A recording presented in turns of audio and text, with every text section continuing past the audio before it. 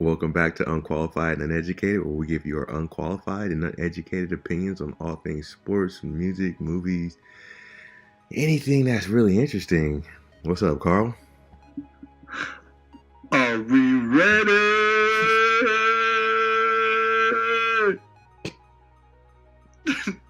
Oh, I guess not. For those of you guys who aren't aware, that was the Ja Rule halftime show at the Milwaukee Bucks game. Man, what a hero. That's so funny, bro. That is the best video ever. That fool comes out. Sanchez, are we ready? Oh, I guess not.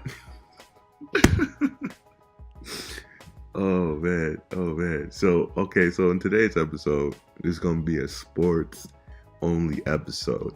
And we're talking about topics ranging from the OG Robert Kraft Yeah. to Zion Williams, his shoe, college basketball, Jim Boeheim, and the car crash that happened that resulted in the loss of someone's life. So we're going to be talking about a few topics in sports, and as always, we're going to be talking about the Kings. You're never going to get away from that. So, which one you want to tackle it first, Carl? I'm thinking we gotta end on the college basketball stuff just because I think that can be the most, because we could go on so many different things there. Okay. I think the one we should just start off with, standard Robert Kraft. Bob Kraft? You want me to call him Bob so you don't get offended? Yeah, go with Bob. Yeah, go Bob Kraft. All right, so Bob Kraft, not, as I looked up, he's not the owner of Kraft Mac and Cheese. He's only the owner of the Patriots. But my man's got caught up in a sting operation at a damn massage parlor. Soliciting? Question mark? Yeah, sure. I'll go with it. Is that the right word to use? But whatever. Getting prostitutes. Allegedly. Nah, they got it on video, bro.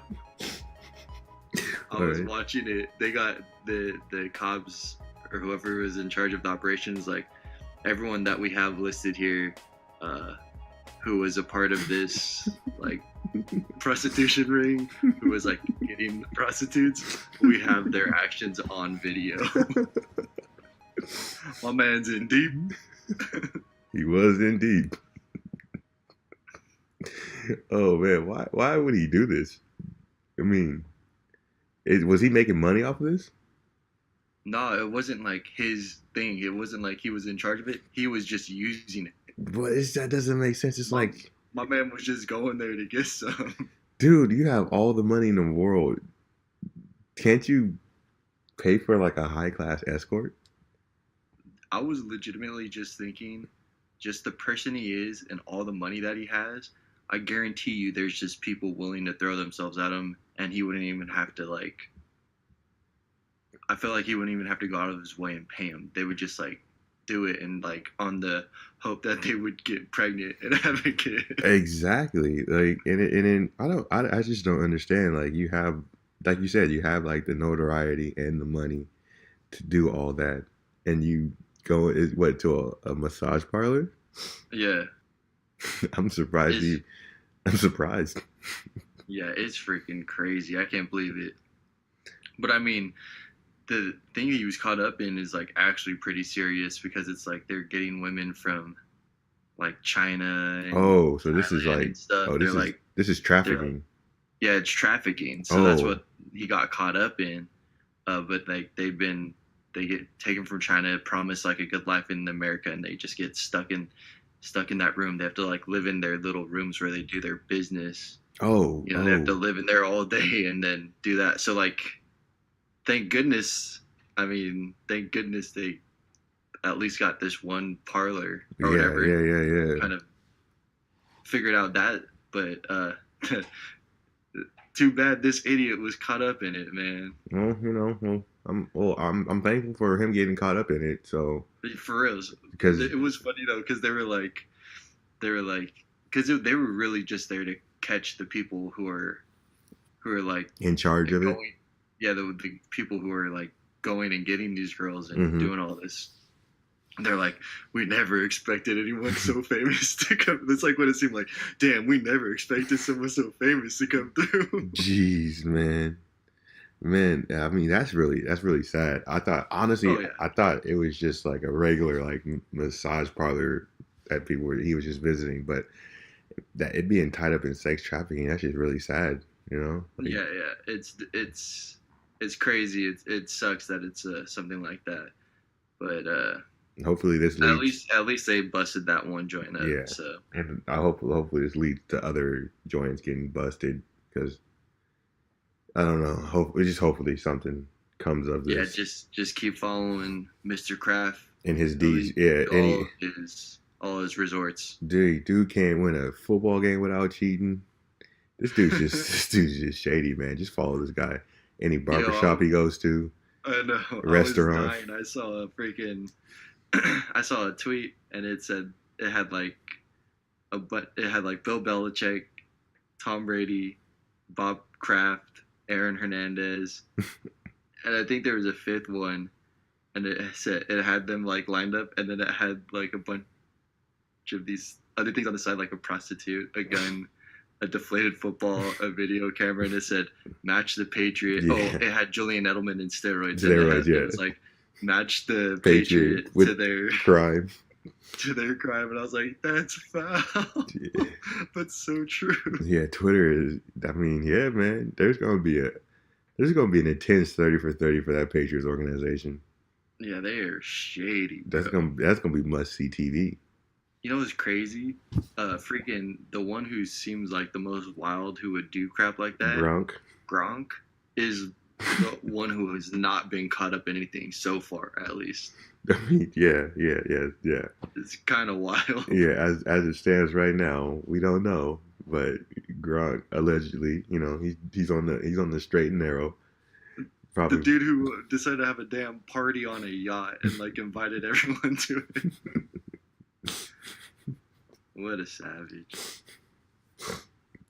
Okay, so all right, so we're done with that topic. Do you want to move on to the Jim Boeheim? Yeah, let's talk about that because I'm genuinely interested about what happened. The only knowledge I have about that is he got into an accident, or I don't even know if it was an accident, but Jim Boeheim basically hit someone with a car and they died. Yeah, pretty much. I can't honestly, you know, I can't remember where he was. I feel like he was driving home from like either like a game or something to do with like team or something to do with like team affiliated stuff. I could be wrong, but he was driving along the highway, and I guess in New York or whatever, wherever they were, and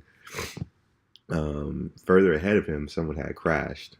The person's name is Jorge Jimenez, and they had crashed, and I guess Mr. Jimenez was in the street walking, or in the middle of the highway walking, and he was struck by Boeheim's car, and he passed away.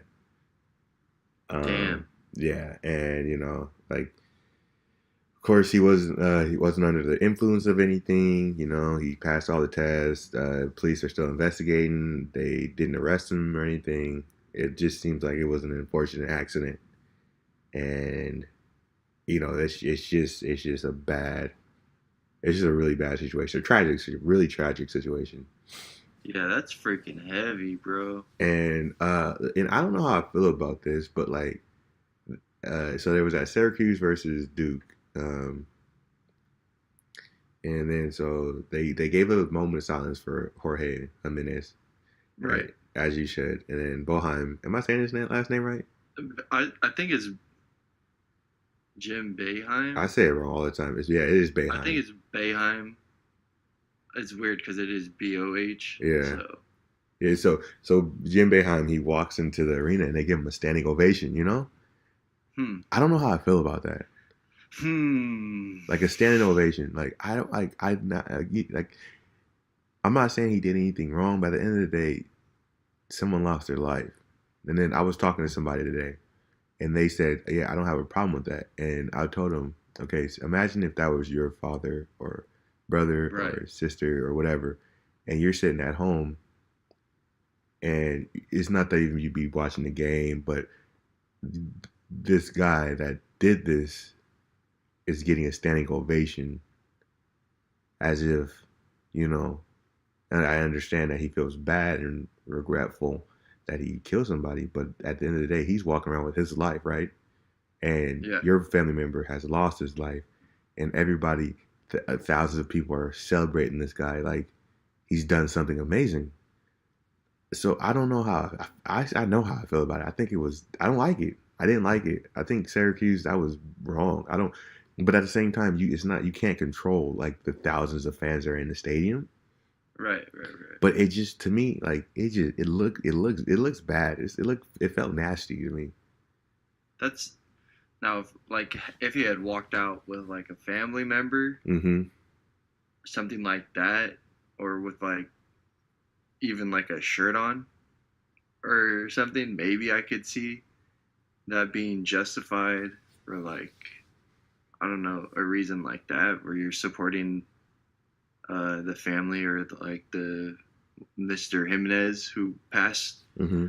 Um, but then also I was thinking right when you were explaining that maybe it's like they know like because dude going through something like that being the person who kills somebody in a freak accident like that's some heavy stuff. It is. And maybe it's kind of like they're showing their support for Jim Boeheim because they know, and I know they should be doing it for the family, but it's just like they're like, "We got your back, man," type of thing. Like it sucks, and we're here for you. Which I mean, it's a fans, so that doesn't mean much, but kind of this just to show their support to him. Yeah. Maybe No. type of thing. No, I don't know. It's interesting. You know what I mean? Like it's just a weird. I totally agree. Like I understand that. You know, because he might think like before that game, he might think, "Oh my God, I'm gonna walk in here and everyone's gonna freaking hate me because I killed this guy." Where I mean, if it all comes back where they do an investigation, I don't even know if they are, but like he wasn't under influence of anything, there wasn't anything he could do about it. It was literally a freak accident. Then I mean, he's gonna feel bad, and he needs people to be there for him. So no, I don't know.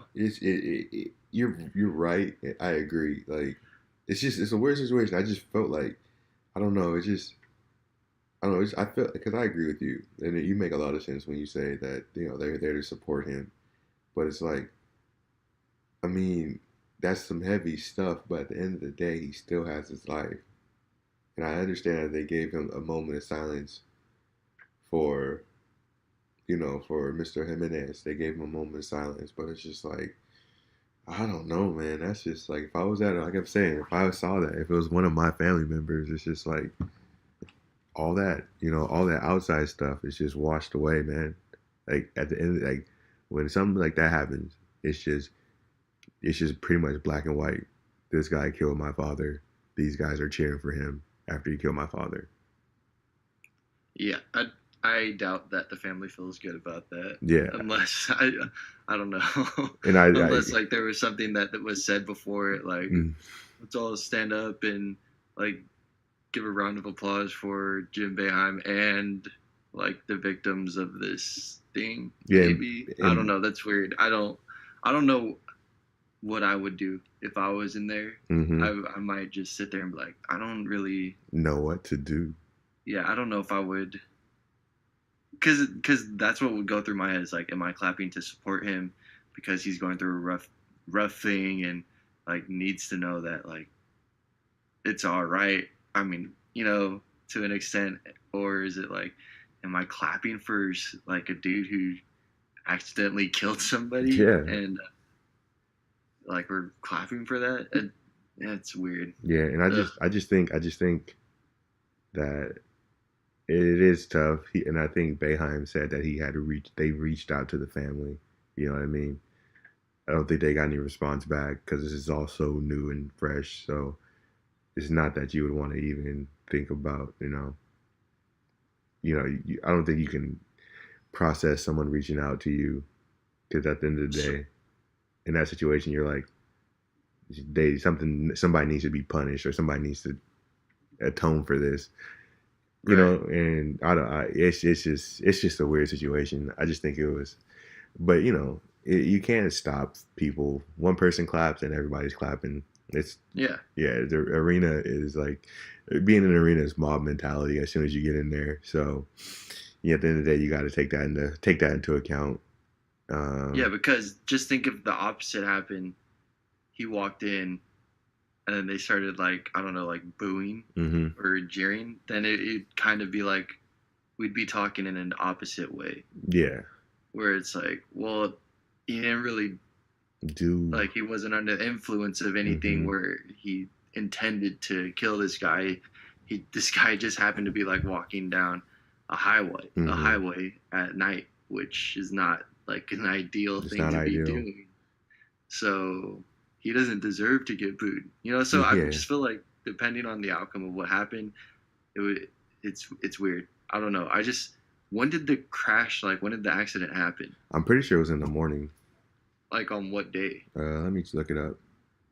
What day did the crash happen? And then what day did this game happen? That's what I'm curious about.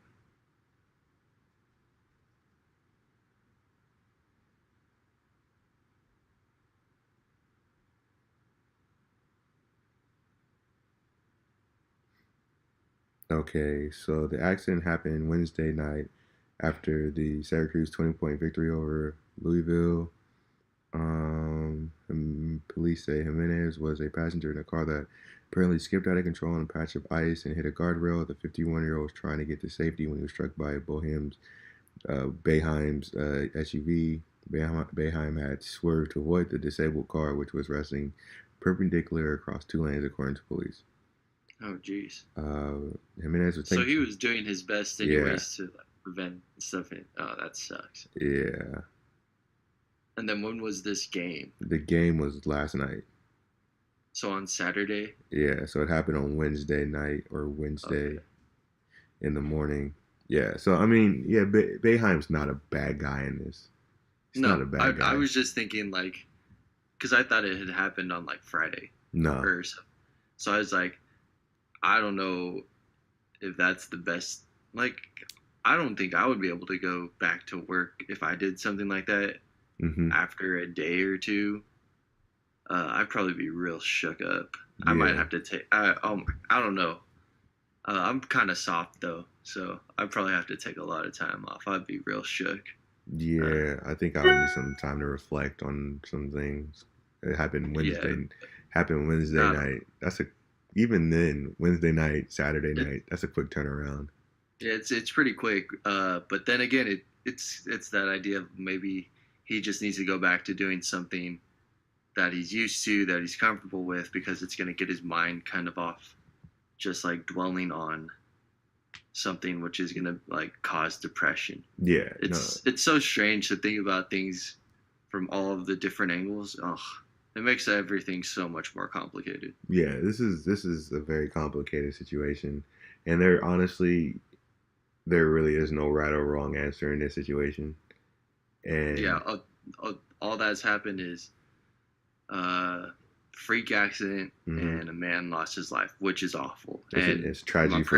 My thoughts and prayers go out to their family, because I can't imagine hearing news like that.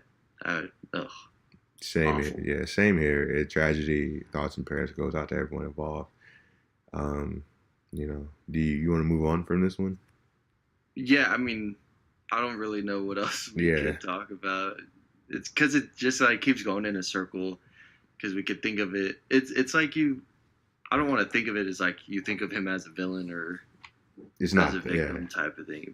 And we shouldn't even think about that. It's just a dude died and another guy happened to be the cause of it. Yeah. And it was an accident. So at least that's what we know. And and what it sounds like from the police report, it sounds like he was even trying his best to not cause any harm, especially when it's icy and it's night.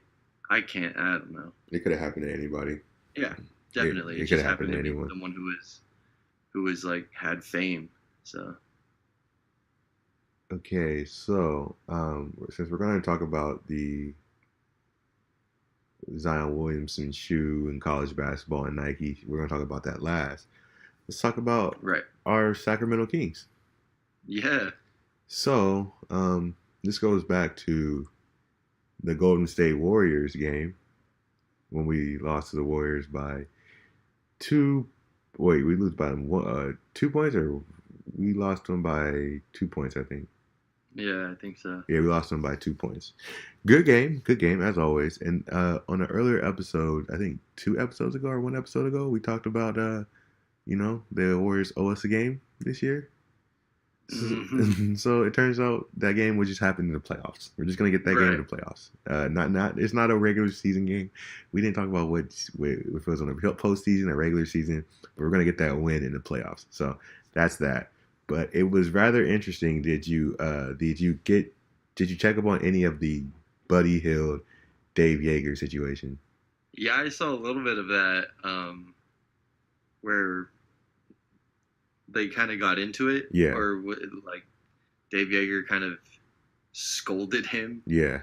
Is that what happened? Like he scolded him during the game? It was weird. It was really weird because Buddy Hield comes down. It's like, I don't know, like 30, 47 seconds. It was something like, it was the game. It was over. The Warriors had just went on a run, and it was a classic Warriors run. And there's like nothing you could do at that point.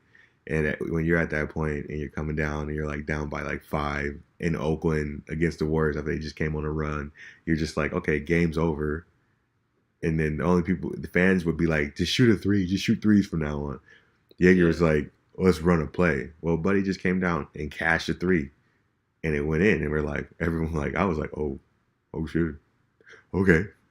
And then so he kind of gets scolded again, and then they come down, and then Fox comes down, finds Buddy in the corner on the opposite side in front of the Warriors bench, cashes another 3, and then he gets out of gas and gets mad at him again, and to the point where they were like talking, and even Kevin Durant came over and was like, "Yeah, what's wrong with him?" So it was like it was totally uncalled for. It was for me. If you ask me, it was uncalled for because I get it was in the heat of the moment, but you saw what happened. Buddy Hield, he runs a play for Buddy Hield open at the 3. Buddy hesitates and goes in and tries to spin move for it too. Mm. I feel like he totally got. I'm putting that loss. I'm putting that on Yeager. He totally and I'm not saying that Buddy would have made the shot, but you can't, like, you're our best player. Buddy Hield's our best player this year. I know Fox is the driving force behind everything that we're doing, but I'm saying Buddy Hield is our best player. And he's been our most consistent player this year. And put the ball in our best player's hand and let him win the game for us. He did it against Detroit. That ball was so close against Denver. Let's just put it in his hands and let him win. Don't psych him out. He got us back. He scored 6 points in like 15 seconds. Let the man work without, and give him your support. Let him know you have his back. So that's all I got to say about that. Yeah, but you can't put it all on Yeager. I'm putting it all on Yeager. Come on. I'm putting it all on Yeager. How much were we up at like the beginning of the fourth? Because I wasn't able to watch the game. I was just checking the scores. It seemed like we were up by like 8 or 9. It's the Warriors, though. Consistently, though. It's the Warriors, though. I'm not saying. Look, we've been playing them close every single game of this year. Now look, check this out. No, I love Yeager as our coach. Right. Sometimes his rotations get on my nerves sometimes, but I'm not one of those guys that's off with his head. We need a new coach. I'm like, we need to extend him. But in this case, I'm putting it on him. But I don't know. I just feel like if Yeager, if he's the head coach and he doesn't want that like type of play, and you go against it, and Buddy completes, like, hits 2 3-pointers off of whatever he's doing, he's still not listening to the coach in a way, and you can't like lose control of the locker room, because then if Buddy just like, oh, I'm gonna do whatever I want, and I can hit like 2 threes, and coach didn't even want us to do that. Now I'm better than the coach because I know what I can do to score, type of thing. And he has to like make it a point, like, nah, like, listen here, young buck, I'm in charge. I don't want that happening, and yeah, it happened to go in. It's kind of right when you mentioned that, I thought of the Golden State Warriors when Steph hit that, like, had that one play where he was dribbling around, and then he like had his back to the 3-point line, did that one dribble, turned around and like threw it up, and like made it, and it was like Steve Kerr went from being like pissed to like his head, he was like, oh my god, like I can't believe that one in, type of thing. Yeah. I feel like that's kind of how Jaeger was feeling, but instead of just like shaking his head, he's like, I gotta yell at this kid. Yeah. But could you imagine if Kerr reacted like that against Steph every time Steph did those things? How many rings does Kerr have? Does he have more than Steph? Yeah, but he didn't have any rings when Kerr first got there, though. Then Kerr has the power, bro. I know, but Kerr, like, he put the ball in Curry's hands and let him go to work. Like when Kerr got there, he wasn't an MVP yet. I have to look back and see the shot selection because, and I love Buddy, and yeah, he's our ringer, he's our ace. But I hate poor shot selection. Just something that since I've grown up playing basketball and grown up with people who are idiots who suck at basketball and think they're great at basketball and take doo-doo shots and think they're nice. I hate it with all of my heart. Poor shot selection. Yeah. And if it like, I don't know, if it's poor shot selection, it just pisses me off. Even if it goes in, it pisses me off. Like, oh damn, this idiot got lucky making this crazy ass shot, and now he thinks he can do it all the time, type of thing. Okay, so check this out, right? But if it's like in rhythm, then I don't know. Okay, so check this out. Say, okay, I understand you're getting mad at poor shot selection, but let's just say that the shot that Jaeger initially got pissed off at Buddy was, the first shot that he got pissed off at Buddy that caused the back and forth. Let's just say then, if that was bad shot selection, he drew up the play. He drew up the same play so Buddy can get that same shot. But then why would he get mad the second time? That's what we're asking. Are you sure that's what happened? That sounds so weird. I'm just saying. The shot that Buddy the shot that Buddy made when he came down the court and he shot the shot, right? That is exactly the same shot that Jaeger drew up. Or he put him in the same position to win the game, to shoot that shot that Buddy shot that initially pissed off Jaeger.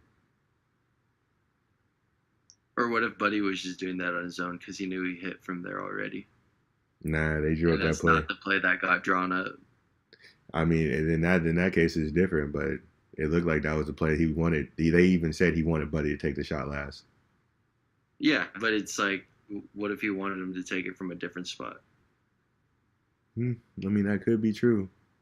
Because again, I mean, it's just from like the little amount of experience I've had playing organized basketball, like with the coach.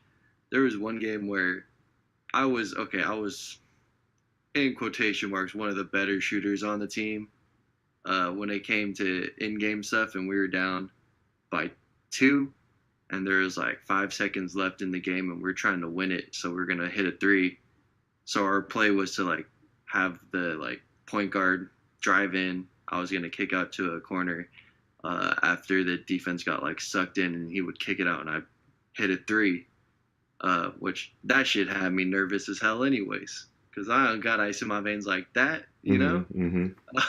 But what ended up happening was the dude who got the ball, the point guard, just decided to take one dribble and throw up a 3 from like 8 feet behind the 3-point line, which also happened to go in. And I remember I was like happy just because I didn't have to really take the shot at the time. Yeah. But then the coach was still like pissed. Okay. Just because it was like, that is not what we wanted. But like, yeah, it went in this time. But what happens next time? Like, what happens when you don't like follow the actual play type of thing? I don't know. I'll give you that. My rule is I always defer to anyone with more basketball experience than I have. So I'm gonna defer to you on that one. But again, though, you actually watched the game. I'm just kind of going by what you're saying. Mm. Maybe I probably should have like went and looked at the actual plays that happened, because that would probably give me more. No, yeah, you probably would, but it was a deal where I just felt like they were coming down. The game was already out of hand, and it was like on a fast. It was a fast break. They got a rebound, and Buddy came down and shot a shot. That's when you want them. That's when you want somebody to shoot a three, when the defense isn't set. Yeah. And then it was funny because the Kings have been getting a lot of national media lately, because we're, everyone from like Stephen A. Smith is talking about the Kings are not afraid of the Warriors. They're talking about, like, Scottie Pippen was talking about them. So like people are like watching the Kings now. And then Damian Lillard came out and was like, said something about that play too, and was like, well, if the coach didn't yell at him, he wouldn't be in his head and he would have shot that thing.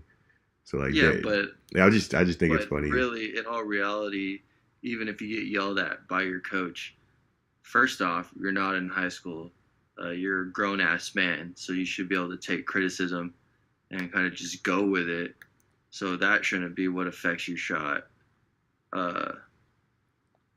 Second of all, maybe Dave Yeager's kind of confused about the fact that he's a different type of coach now, and he doesn't coach Twin Towers that play slow basketball. Maybe he forgot for a second.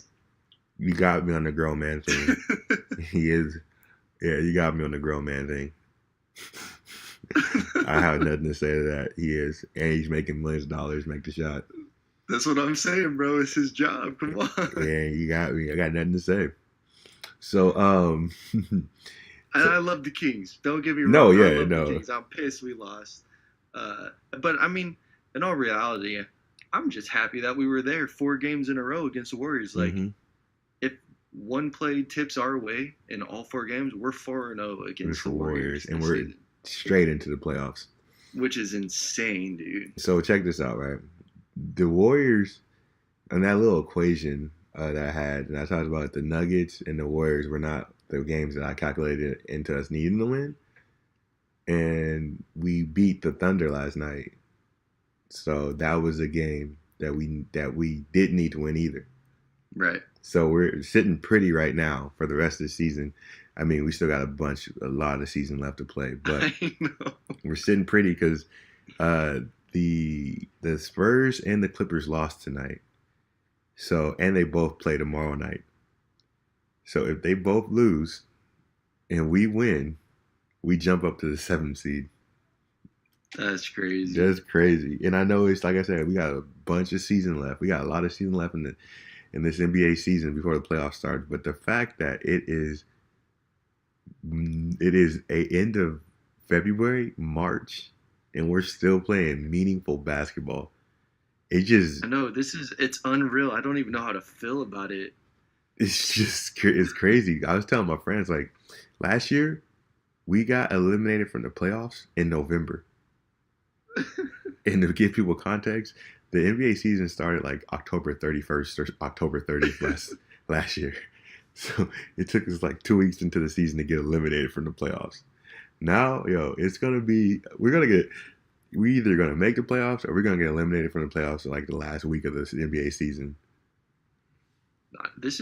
I'm telling you, this is the most crazy feeling for me because, I mean, I started being a Kings fan whenever you took me to that first Kings game when we were back in Sac. Yeah. So I've had 0 playoff bound experience being a Kings fan. Mm-hmm. So I'm in that uncharted territories as a fan, and I don't know how to feel right now. No, hey man, I'm right with you. Like, the only playoff experience I have was when the OG Kings were. I know, I don't have that. And I think I was don't even have that to rely on, bro. Yeah, but like I was back when I was like in like 3rd and 4th grade though. That's crazy, man. And I mean, we have like it goes up to like 2000. 2006 and 7, we were in the playoffs as well. But it was like, we were getting led by like Ron Artest. Say like we weren't gonna win anything. You know what I mean? We were the last time we made the playoffs, we were like that. We were like that old team that, we were like an older team that really didn't have a future. We were in the worst position to ever be in the NBA, a middling team with an 8th seed team with like players that are at their potential or have overachieved at their potential. Wait, was John Salmons on the team? I'm pretty sure he was a young guy at that time. Oh, savage. I think he was a young guy at the time, but it was like we just had like I think we had Mike. It was before Mike Bibby went to the Hawks. We had him. We had our whole team was like Kevin Martin, Mike Bibby, and like Ron Artest. That was like our big three at the time. Oh, Kevin Martin. That was our big three. That was our big three. And then afterwards, it was just like we just started on the route of like not making the playoffs, and we just it was just bad pick after bad pick. Yep, that's where I jumped in. You jumped right in. You jumped in right before we got Mike Malone, I think. A little bit before Mike Malone. I think a season or two before Mike Malone. So, yep, and then I got to experience all the fun. Oh, you got your bumps and bruises. Nobody can say you're not qualified to be a Kings fan. I know the one thing I'm qualified. One thing.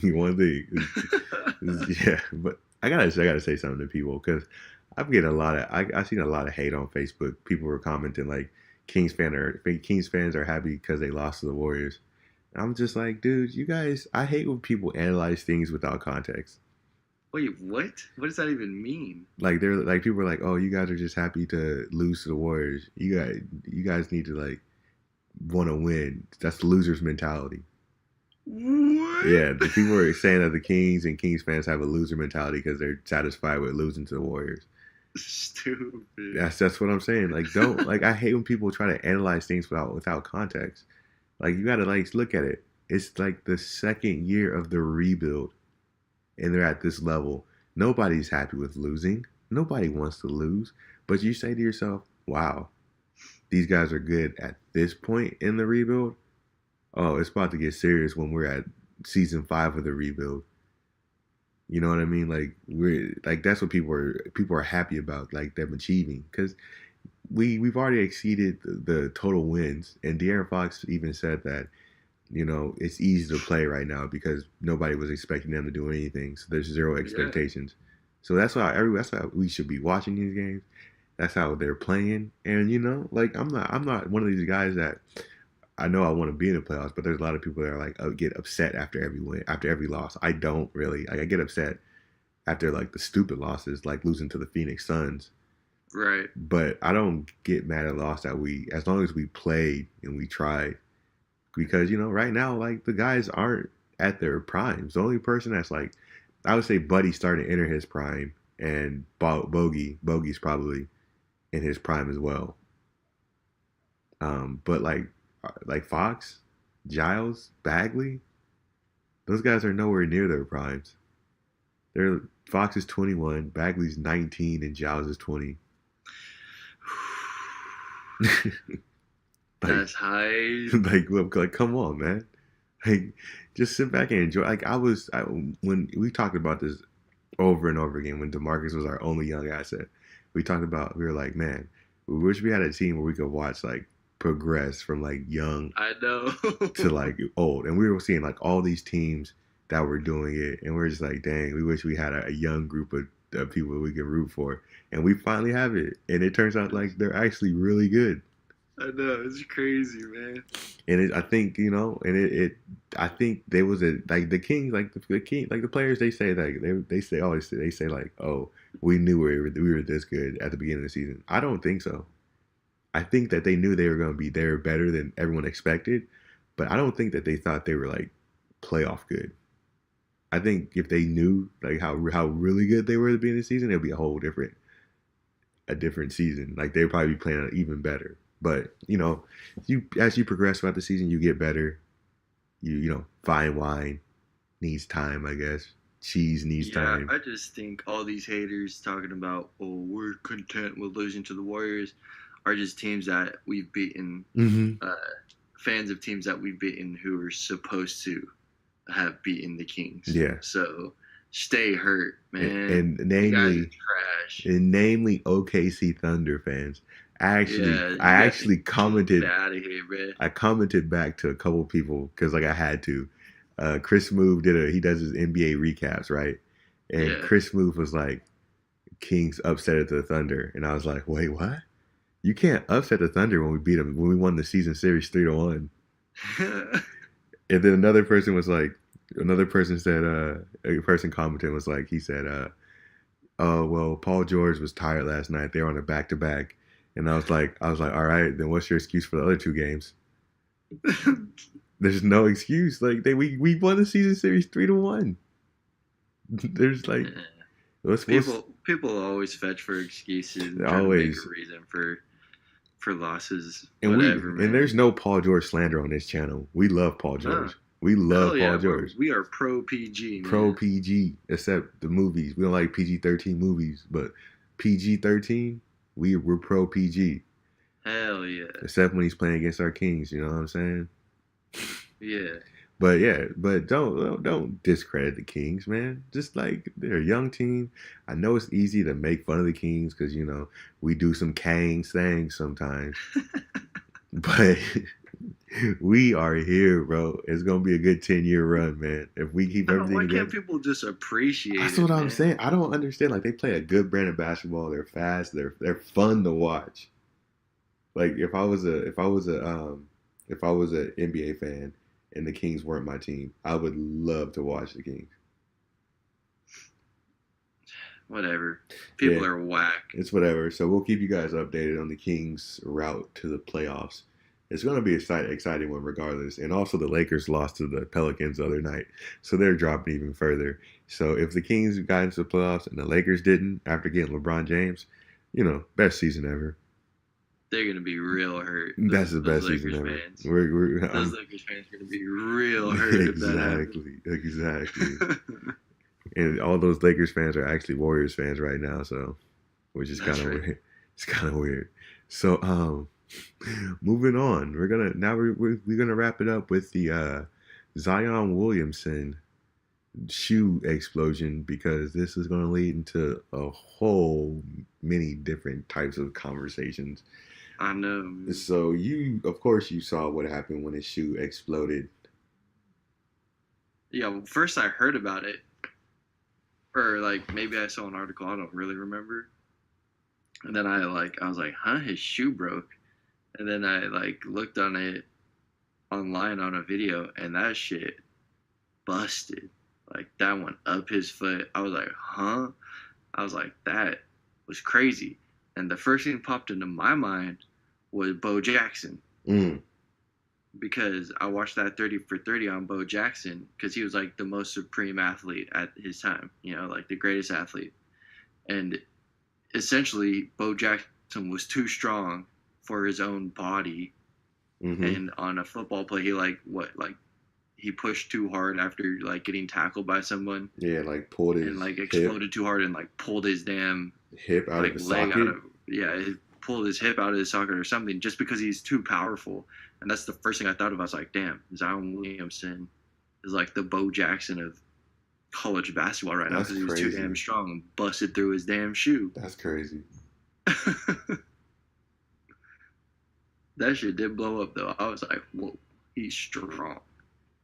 So then I guess he sprained his right knee or his left knee? He sprained his knee. Yeah, I don't know what knee he sprained. I just know he sprained it. Which I don't know. I've heard that a sprained knee is actually kind of serious because it's kind of close to messing up your ACL or your MCL or something. Mm-hmm. And especially with someone again, comparing him to Bo Jackson, but someone who's essentially too strong for his own body. Yeah. In a way, it might be kind of serious. I don't really know though. I'm not a doctor. So yeah, so so the fact that I'm glad you said that. So a lot of people are saying that he should sit out the rest of the season. How do you feel about that? I think with knowing that no matter what, if he plays or not for the rest of the season, he might as well, just because he's going to get drafted first overall. And I don't know how serious the injury is, but just might as well just sit out and then get paid in the NBA. I think. Because what's the benefit of playing? I mean, there's no benefit, I guess. I mean, the only his stock can only plummet. Right. Yeah. So business wise, I say if I was like his agent, I'd just be like, yeah, just sit down. But if he's not hurt, you need to play. I feel like Yeah. you need to play. If you're not hurt and you're fine and you're not gonna, okay, this is my opinion is all based on if he's not gonna hurt himself and if there's not gonna be any damage towards his future. Like I said, if there's gonna be damage or anything that's gonna hold his future, don't play. But if you are 100% healthy, or you're as close as to being healthy as possible, and everything is good, you got a doctor opinion from Duke, and you got a second opinion. You got because you're gonna need an opinion outside of people that want you to play. Like I feel like Right. Duke's gonna be like, yeah, you're good, you can play, even though you're gonna have pain. Kind of like what Kawhi did. Get a second opinion. They say you can play, and you feel comfortable playing. You need to play. It's just it's keeping the integrity of the sport. At the end, I think I agree with that. Like, I think that he should play. If he can play, then play. Mm-hmm. Because you went there to play basketball, yes, to get to the NBA, but you decided to go play basketball for Duke, and you better, like, it's essentially your job to play for them. Yeah, it's a partnership. My eyes. Yeah, so why wouldn't you go and give it your all if you can? But then, on the other side, I don't know. And then Charles Barkley was talking on Inside the NBA. They were saying that they never played in shoes. He was saying that he changed shoes every game, and I always thought that was crazy that NBA players did that. But after seeing Zion, like he probably needs to like start switching his shoes after every game. Like those shoes were like he said, I think those shoes were like 2 weeks old or something like that. They look pretty beat up. But yeah, he probably should start playing with new shoes every game. I honestly just think he's like stronger than the average human, so normal ass shoes aren't gonna contain his foot. He needs some special ass shoes. So Nike was getting a lot of heat from this, and he was playing in the Paul George shoes. So Nike, do you think? I think that the Nike hate was a little unfair. Out of all the stuff that Nike does as far as like sweatshops and everything, I don't think they need to get any more heat for this.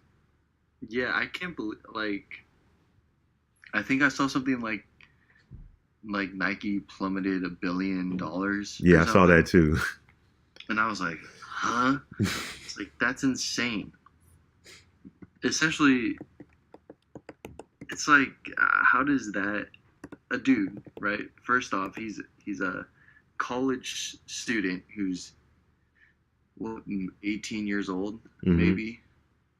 How does that guy cause a whole one of the biggest companies in America to plummet like that? That's insane. Yeah. I don't, that dude's causing a crash on Nike stock.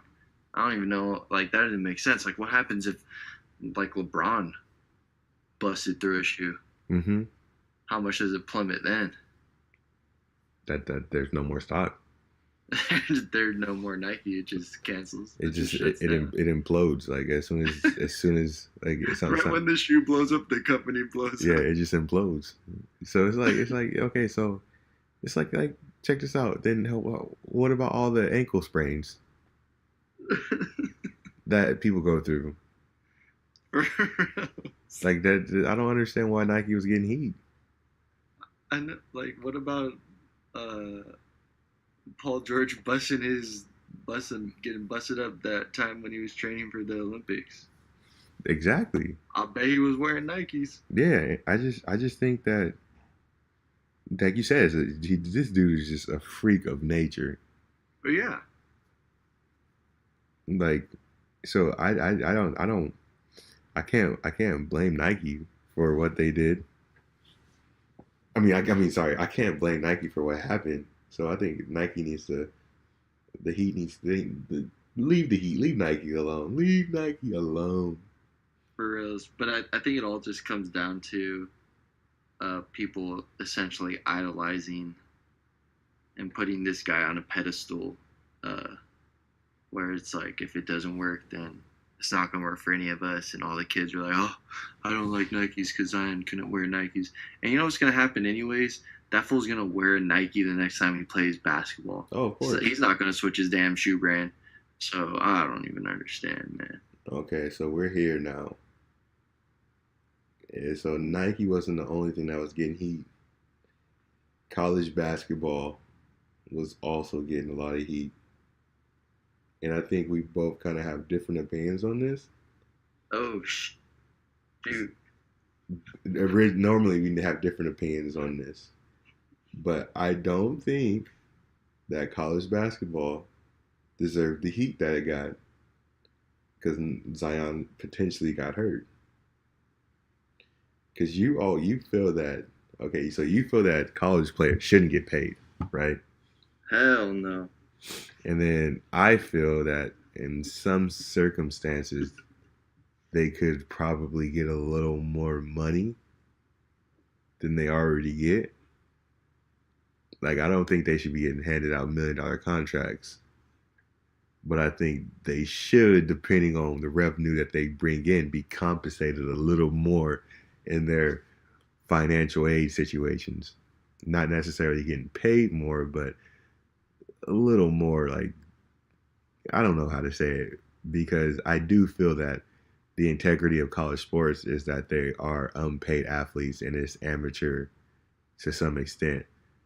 But when you watch like the TV deals and all the marketing that comes with it, at the end of the day, my heart says that they should get some type of compensation for that. You don't feel that way. They're deciding to go to that school because they have that much publicity. Mm-hmm. So then they're just using the school as a pedestal anyways to like try out or like show an audition for these pro teams because they're like, oh, Duke probably is going to be on national television like goddamn 30 times in a year or some crap. I don't know. But it's just like they choose Duke because of that, where they don't choose like a school that's close to them type of thing. Mm-hmm. So I just feel like they're getting paid because they're going to school for free. Second of all, they're using the school as they don't really even go to the school. They go for like 6 months and then they go to the NBA. So I don't understand why. I don't think they should ever get paid. The only thing is the NBA needs to allow them to go to the NBA or try to get to the NBA straight out of high school then. Mm-hmm. That's the only thing that like I could see why people think they should get paid in college is because they can't do that. But just make that an option where, yeah, you can go to the NBA straight out of high school type of thing. Because then it kind of eliminates people being forced, I guess, to go to college, which they're not. Because I'm sure you could go to the G League or you could go play in Europe if you really think you're good enough. You could do that. So that's why I don't think college should ever have to pay their players. I don't know. Well, yeah, honestly, I guess my argument is more towards football because you're actually forced to go to college for 3 years. And basketball is, it's kind of like you said, you're only there for 6 months, really. Yeah. You're not really a part of the program. I do think basketball should eliminate the one and done rule. I think it's stupid because you don't learn that much more in college in 6 months than you would in the NBA. So I think that rule is dumb. So I think they should just I think the problem is it's just eliminating the one and done rule.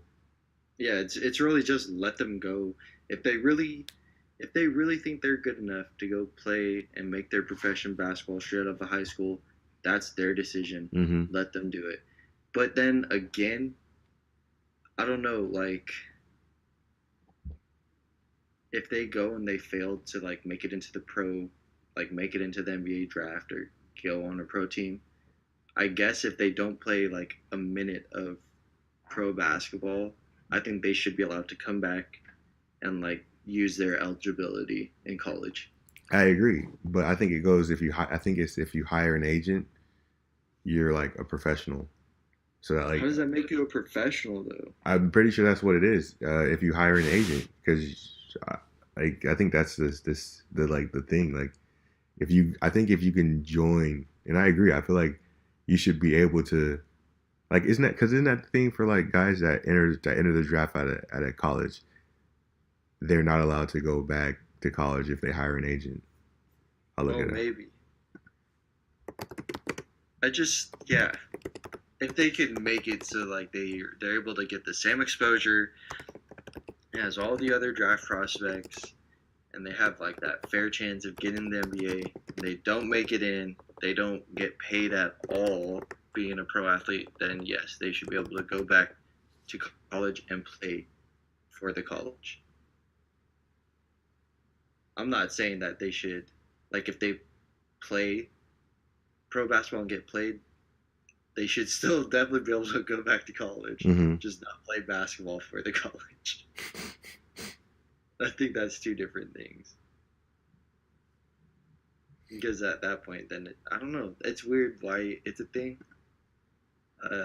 But I guess it makes sense because then you couldn't have like LeBron going back to college and winning for national championships for no reason. Yeah. Well, I mean, if you can, I think they should just say, just screw it, man. If you can declare for the draft, do it. If you don't get in, just come to college. You just lose a year. Yeah. You just lose a year. You just have to redshirt that year. Yeah, I think they should be allowed to come back. And I think they should even play still, but not that year. You got a redshirt for 1 year. Yeah. You're going to be like a 5-year senior now. I just like the fact that like once they try to like commit to the basketball path, like to being a pro basketball player, and like if it doesn't pan out and they realize that, oh, I only spent 6 months getting a free education at this college, I just think that's a good lesson for them. Like, oh, maybe I should have actually learned something in college as a fallback because basketball might not be the end all for my career type of thing. I mean, because there's like 400 spots there's 400 roster spots in the NBA. Yeah.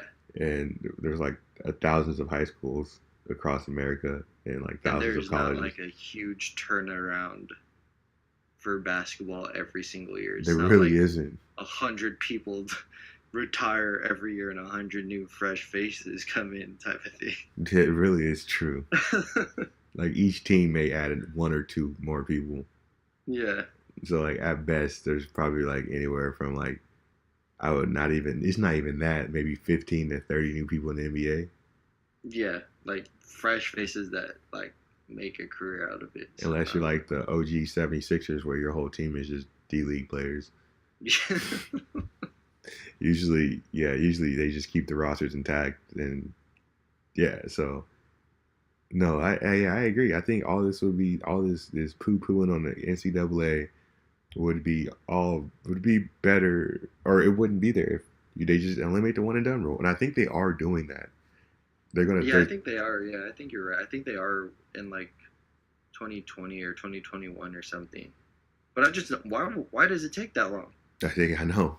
Why don't you just be like, yeah, we're gonna get rid of it, so just do it tomorrow. Next year, yeah. Next year, you feel free to just come through. Yeah, just come on through.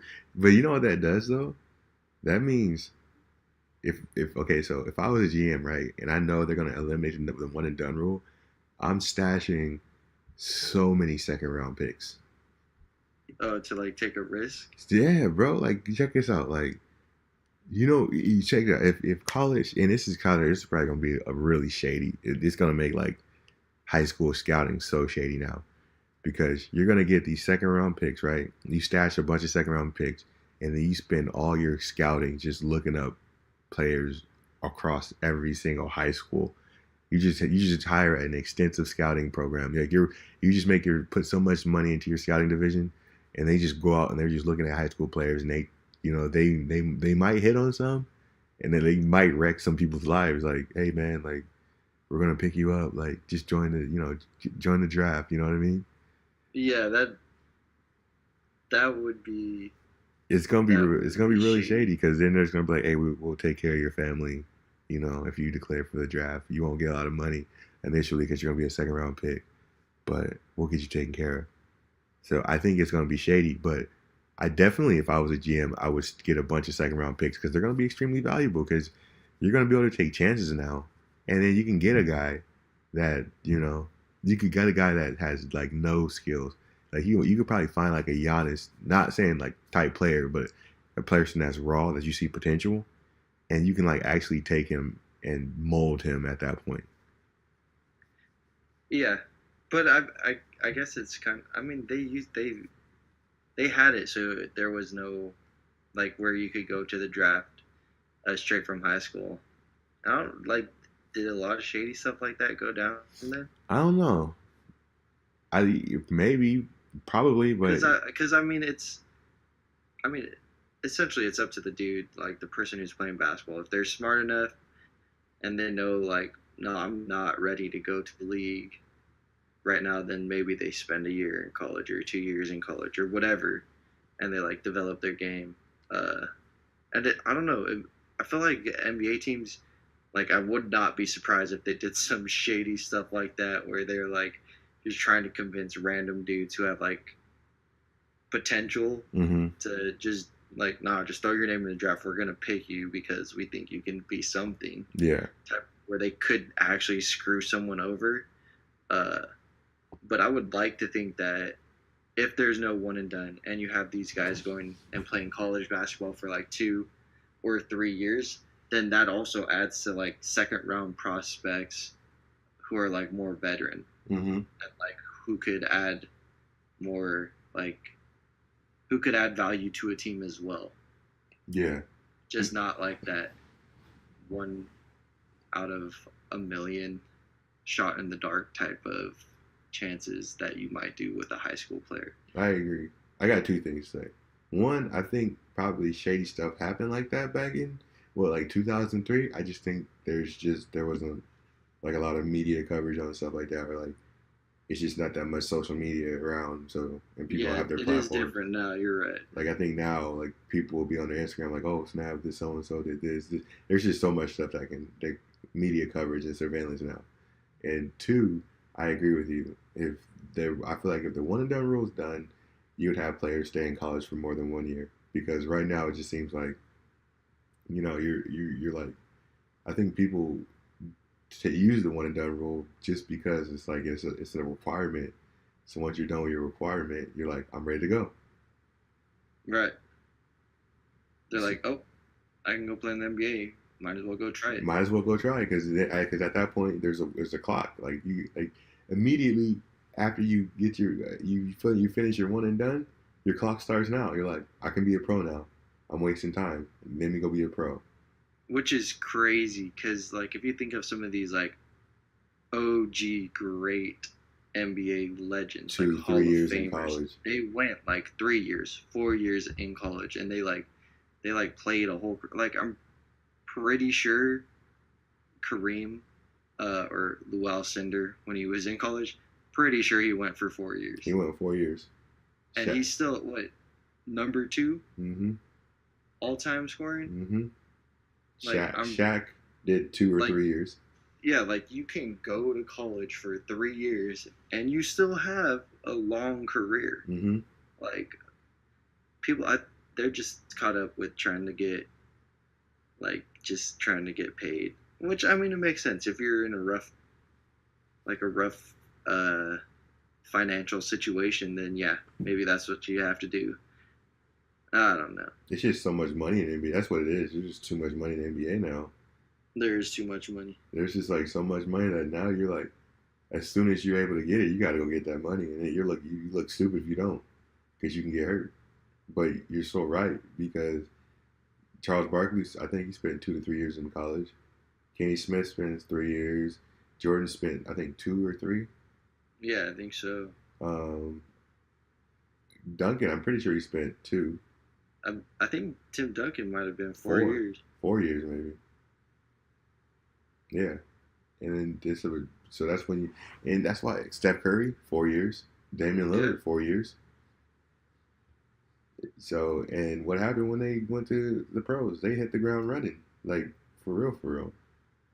Like, yeah, like they came in, and they were they didn't play like a rookie. They didn't. Like, you know, like Dame, when he came in as a rookie, he was already the best player on the team, and kind of like leading the team. With LaMarcus Aldridge on the team. LaMarcus was there, but it was like, oh, this dude does not play like a rookie. Yeah, and Steph, the same thing would have happened if he didn't go into such a strange situation, playing with like Monte Ellis, where he couldn't even like be that, and with his damn ankles snapping and stuff. So if he didn't have the ankles, he would have won Rookie of the Year over Tyreke Evans that year. Because he almost was. At the end of the year, it was almost starting like he was gaining speed towards the end of the year. But that was mostly because his ankles, and they had like they had a version negative 7.0 copy of him on the team already. So negative 7.0. They had like the prehistoric model of Steph on the team. They had like the Game Boy, the Super Game Boy. Steph's like a 3DS, and they had like the original Game Boy on there. That gray brick. Dude. Yeah, the gray brick was playing in front of him. So he just had a weird rookie year. But I think. There are those 4-year players who, like Jimmer. I think he played 4 years, right? Well, that's just because the boy Jimmer. It wouldn't matter how many years he spent in college. He just didn't have the NBA athleticism. Yeah. Or like it's just interesting. He didn't have the height or anything. But like people were knocking Buddy Hield for spending 4 years in college, but he can still like Buddy Hield can still play 10 more years from this point on. Because he's not like easily, yeah. He's not like a freak athlete, so he's not gonna lose. He could play like 15 more years. Yeah. Just like last 3 years would be sit in the corner shooting threes. Mm-hmm. So like I didn't understand why people like they gotta like talk about his prime, because he's just a marksman. Like he's only gonna get more accurate, and all he has to do is just stay in shape, and so he can just keep on running around. I know. So yeah, like I think without the one and done rule, people would stay in college more. Because even like say let's not put ourselves in their situation, but say like for like college, and the college was like, hey, you could graduate if you finish 31 units. When you're done with your 31 units, you would just try to graduate, wouldn't you? Was that? When I'm doing my 31 units, what happened? Well, say like a college says when you're done with your 31 units, you can graduate. Yeah. Would you just try to graduate after 31 units? Depending on like if you felt like you could go on to like you would get your degree and you could go on and get a job. Honestly, probably, yeah. I'm pretty sure because it's just less money that you have to pay. Yeah. So, but it's the same situation. If you give me a guideline that I have to do, I'm going to do the guideline. Like most people are going to do the bare minimum to get over that threshold, and they're going to go do what they need to do. Yeah, and also because I wouldn't know, like what a full 4-year degree would feel like versus a half-year degree. No, I'm just saying, like if you could get like a math degree and or it's just like the requirements. If you can finish your requirement, if you have requirements, once you finish that requirement, you're gone. Like when I'm grading these papers, it's a 100 to 200 word response. 100 words? It's 100 to 200 words? Let me give you 105 words and I'm done. Right. You finished the requirement. Oh, so I can stay 4 years, but you say I only have to stay 1? Bet, I'm gonna stay 1. But if I say but I've noticed that in assignments that I've given, and I was like, there's no real word requirement, but you need to write to the point where you feel that you are truly able to get your point across. That's when I get responses that are like 400 words, right? 300 words. Genuine stuff. Genuine responses. So that's when you say, all right, there's no one and done rule, but you should probably stay in college until you really feel like you're ready to get out. Bam. Right. That's when you get guys staying 3 years, 4 years. Yeah, I just think that's a better system. And then it's it's not colleges getting used as just like a 6 month stomping ground, which they probably don't even care because they make money off of it. They do. It's just though you won't have the. It'll benefit the colleges if anything because they won't have people just freaking pissing and moaning that, oh, we don't get paid.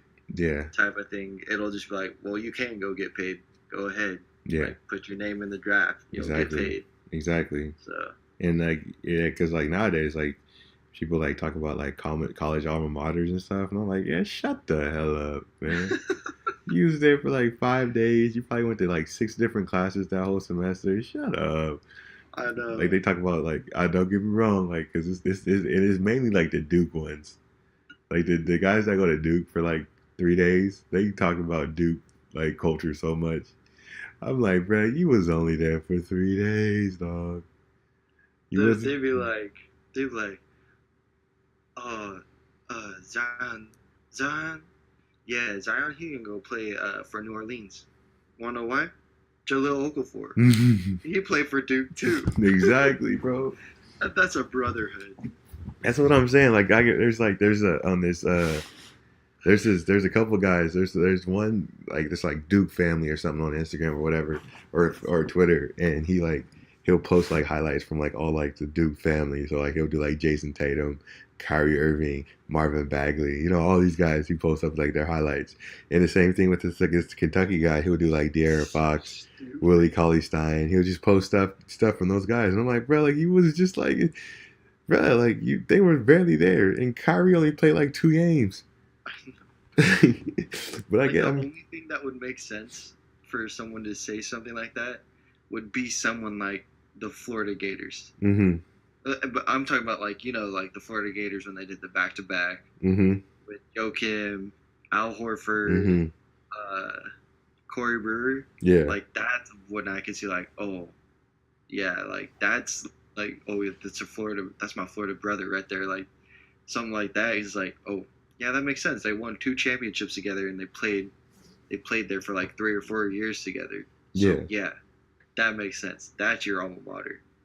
When it's just 6 months, like up until March and you're gone, it's like you didn't build any relationship with that school. Exactly. Exactly. Like as soon as like they get done with the tournament, they're out to school. They're done with the school. Like, do you think Ben Mack and Mario Chalmers are brothers because they both went to Kansas? And Thomas Robinson. We had both of them on the team at the same time, I think. I don't even think they talked. They probably didn't even know they went to the same school. It was like, oh, you went to Kansas? Yeah, me too, bro. He said, no, I went to one of them that had blue on it. That's for sure. And he said, oh, no, not the purple one? And he's like, no, yeah, I went to the blue one too. Scratch that. Thomas Robinson don't got a job anymore. He got nothing to lose. We got to start talking about him. Neither does Ben, bro. I don't want them coming after us. Ben is short and athletic. So he's like 6'5". I want Ben to come after me, bro. Come on, bro. Ben, don't entice him. Come on, piece of guy. Oh, I'm trying to get him fired up. I'll stay pulling for Ben. But like, yeah, so that makes it. You know what I'm saying? It's just like I don't as a fan, like as a I don't know, like what am I saying? As a college basketball fan of a college team, that's got to be weird to like every year root for like a superstar player, a new one, like never getting attached to like a player because they're always gone. Yeah, that's stupid. Like, check this out. Like, you're a freshman, right? You're a freshman. So, that first year, you're rooting for Jason Tatum. Next year, you're a sophomore. Now you're rooting for Marvin Bagley. Third year, you're a junior. Now you're rooting for Zion. Fourth year, I don't even know who's on the team at this point, but who's like the high pick next year. That's 4 different superstars. Yeah, it's dumb. Just imagine if all those guys stayed 4 years and you had a team of Jason Tatum, Marvin Bagley, and Zion Williamson. That'd be stupid insane. Yeah. Ugh. It's dumb. I think what's that fool? Slender Man?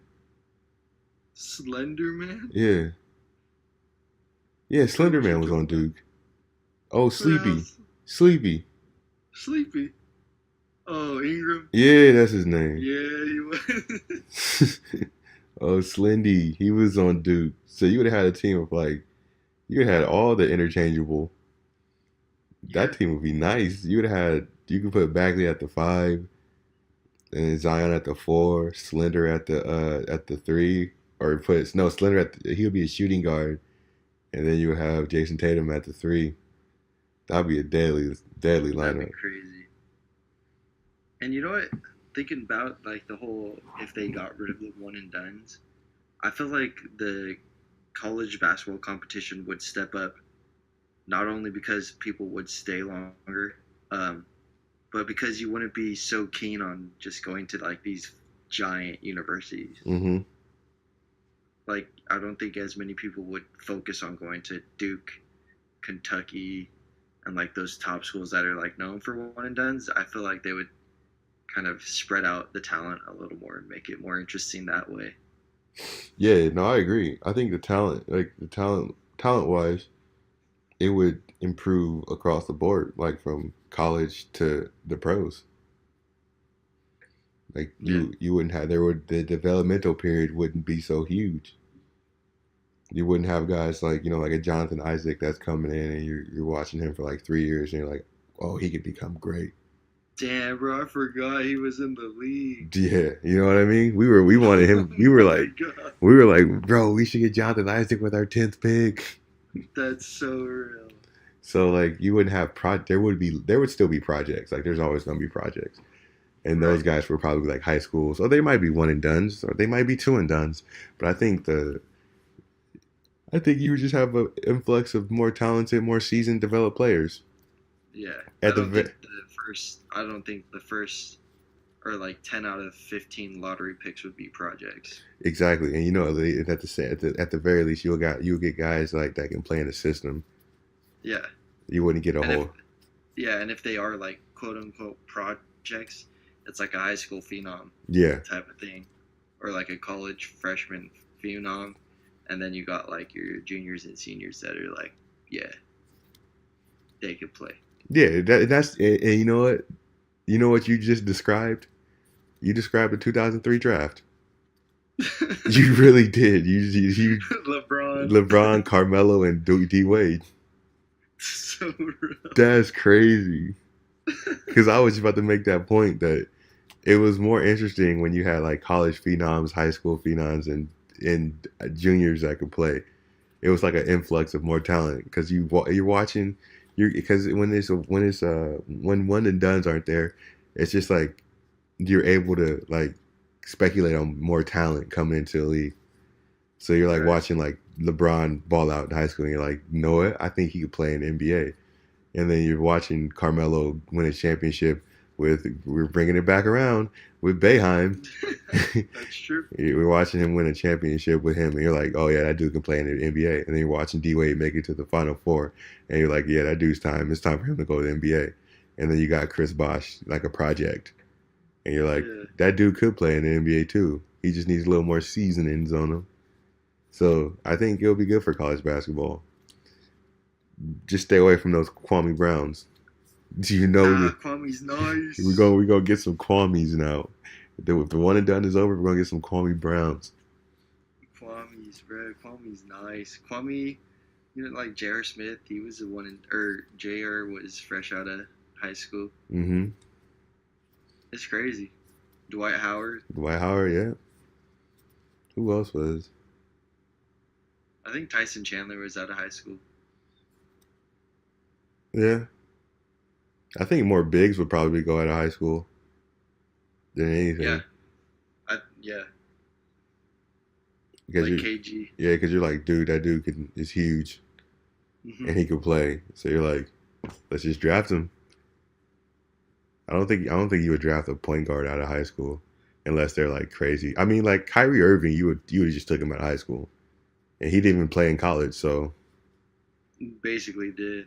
yeah, he pretty much, in my eyes, he's a one and done. I mean, a high school player. That's crazy, man.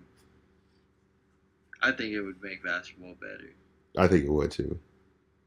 So hopefully, when it actually comes into effect, it works this way. Yeah, hopefully. They, like I said, I say this all the time on the podcast, off the podcast, on Twitter. Not really on Twitter, but they just need to hire us into the front office. I know. We don't even have to be in the front office of an NBA team. Just get us into the front office of the league, both high school, college, and NBA. Yeah, just give us all the power, bro. Just give us all the power. I'll be there to balance it out when Carl tries to make everybody make $1 million contracts. I will not let him do that. No. Damn, bro, come on. It's the checks and balances here. Bro. Because that's the first thing Carl's doing as soon as he gets in there. Dude, I said if they're a superstar, a legit superstar, I'll give them 2.5. See, I'm not going to let that happen. NBA Players Association, your money is safe with me in the front office. Because I knew that's the first thing Carl was going for. Hell yeah, I'm taking their contracts, bro. Come on, give me your contract. You was going, freaking all those. If you did take away their contracts and you gave them some cheap contracts, you know how competitive the NBA would be. I'd say, all right, everybody, look at your contract right now. This is how it's gonna go. You get a pen, you scratch off that last zero where you stand at now. Gee. That's how much you get paid this season. Do you know how hard people will be playing? Next season, I'm going to work out all your contracts for you. Don't even worry. That's still a lot of money for some guys. It is. John Wall would be like, I'm all right. John Wall would still be getting big. He'd still be getting $21 million. I know, that's what I'm saying, man. That's a fat money. It is. So, yeah, be rest assured, Adam Silver, we're coming for you, coming for your job. It starts out small, but we're coming. Oh, did you die? Oh my gosh. I popped out my headphones. I missed that whole last bit. Oh, just letting Adam Silver know we're coming for his job. And I'm going to let every single NBA player and every single future NBA player know I'm coming for your damn contracts. And I'm going to let every single NBA player know you better drop that last zero, boys. That's not going to happen. I'm here to protect you guys. There's going to be more money when I'm involved. You guys your contract's going to get bigger. Whoa, dude, come on. Because the money that we're going to have coming in when we take over is only going to triple. Oh my God. So you guys are going to be making more money. The whole league's going to be making more money. But most importantly, Carl and I are going to be making more money. That's right. We're going to get paid. We get paid. You know where those zeros are going from all your guys' contracts? They're going right on the end of our zeros. Right on the end of ours. We're going to have hella zeros, but we just got to make sure we put a 1 in front of them zeros. Right. Yeah. For sure. Because there's what? That's 400. That's 400 zeros, bro. Yeah, bro. We split it up even. That's 200 zeros a piece. Let's just start our salary off at $1 a year, and then just add on the zeros that we take from the players. I'm down. I think that's good. I think that's how we get into the front office. We tell Adam Silver we just want $1 each, and he doesn't know that we're doing our zero plan. He'd be like, what? Because this is how it would be. He's listening to the podcast, right?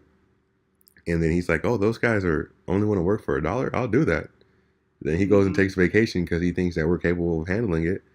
And all of a sudden he comes back and the Players Association is on strike. And there's no games being played, nothing on TV. And then we've already quit at that point. Right. Because the NBA will be a sinking ship and we don't stick to sinking ships. Hell no. We're going to move on to the WNBA, bro. Oh, hell no. The first thing I'm doing is... I'll give them a couple of my zeros, to be honest. You're going to give them... Tell me your zeros? I'll give them some zeros, yeah. Well, WNBA players, I'm taking 2 of your zeros. Oh, shit. They're going to be making $100 a month, bro. They're just playing a game. They're just playing a pickup, church league basketball. Yeah, they're just playing at the well, bro. And obviously, all you NBA players, WNBA players out there, would probably school me on the court, but doesn't make me feel any different that you guys are just playing a church basketball league game. and prove me wrong. And the way to prove me wrong is stop having your rookies of the year and WNBA champions in the Celebrity All-Star game playing against Quavo and Famous Los. And yeah, they just have their guys playing against like celebrities. For reals, and when they're out there playing, they low-key look like they're trying hard. Oh, they're trying hard. Like at times, they look like they're actually trying hard at some time, and they kind of be struggling. Oh yeah, they're definitely trying hard. It's crazy. All right, so ready to close this one out? Yeah, let's close it out. Okay, so we covered a lot on this episode. Sports topics, but I feel like they were pretty. It was sports, but a lot of the topics were bigger than sports. We're able to talk about some other things. You got any last words, Carl? Bob Kraft has more rings than Tom Brady.